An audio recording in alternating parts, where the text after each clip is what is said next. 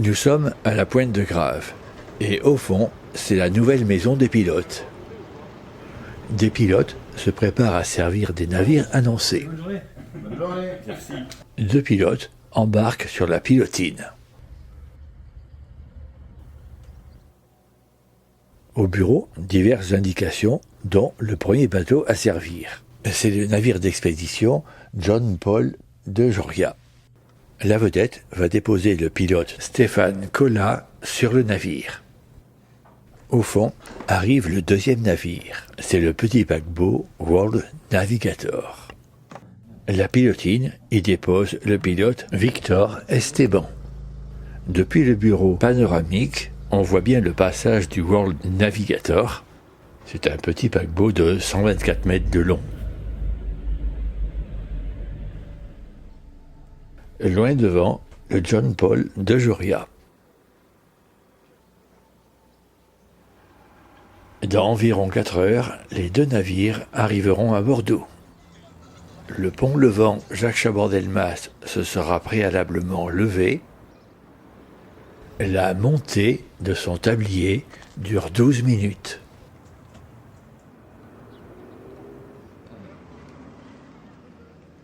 Et voici le World Navigator qui arrive en premier.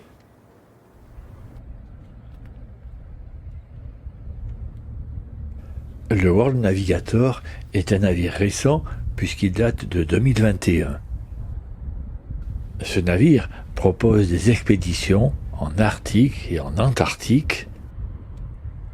Il n'a que 98 cabines, donc 200 passagers et 117 membres d'équipage.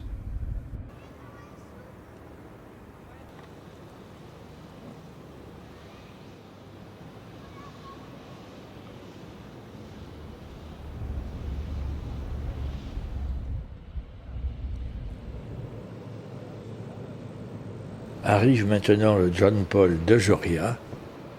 Il s'est fait doubler par le paquebot lors de la remontée de l'estuaire, parce qu'il est moins rapide. Il date de 1982. Il a été acquis par Paul Watson en 2022.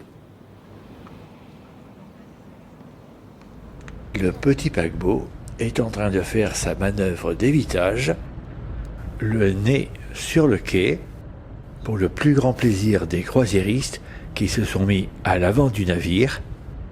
Ils découvrent ainsi la magnifique façade des quais de Bordeaux. Ce sera un des moments mémorables de leur croisière.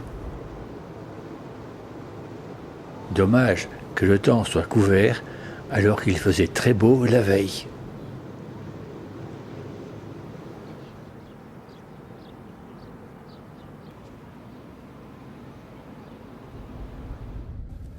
Le John Paul de Joria passe maintenant sous le pont Jacques Chaban-Delmas.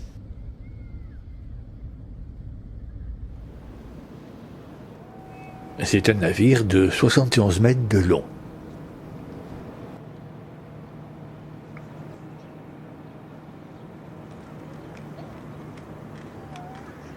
Le John Paul de Joria entame lentement sa manœuvre d'évitage.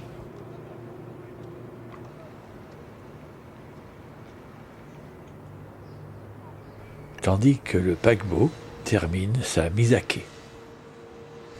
Et voici le 3e navire attendu, le Plastic Odyssey.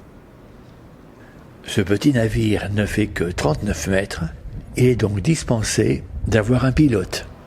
Le John Paul de Joria prépare sa mise à quai, tandis que le Plastic Odyssey entame sa manœuvre d'évitage.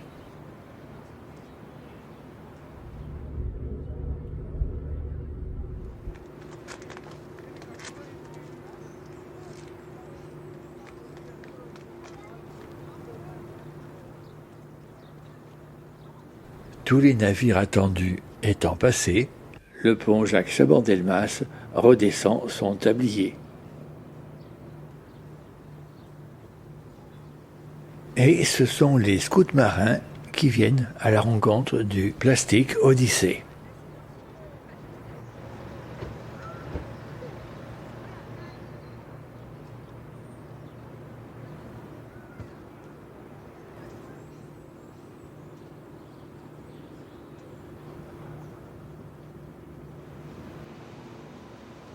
Le Plastic Odyssée va rester une bonne heure en parade au milieu de la Garonne avant de rejoindre le ponton d'honneur rive gauche. Le temps s'étant amélioré, le public va commencer à s'approcher des navires.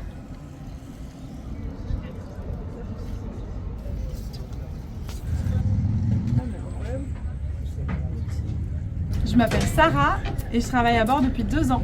Oui, et vous êtes d'où autrement? Ah, moi je suis originaire de Nîmes.